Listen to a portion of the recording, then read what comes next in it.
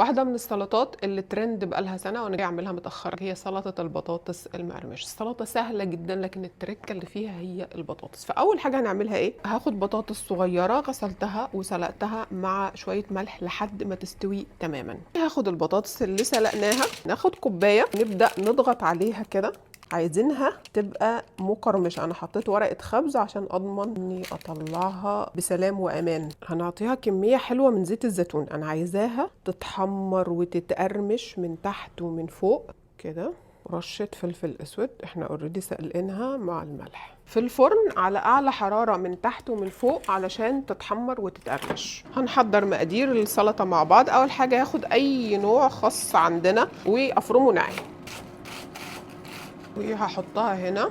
وهقطع الخيار هقطعه كده مكعبات.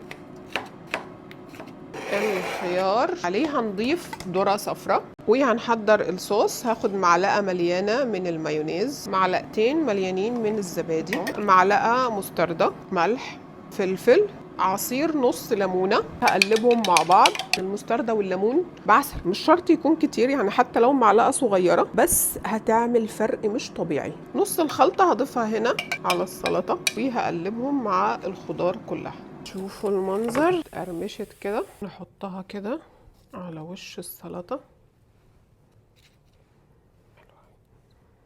باقي الصوص هاخده هنا واوزعه على البطاطس اذا حابين تزينوها.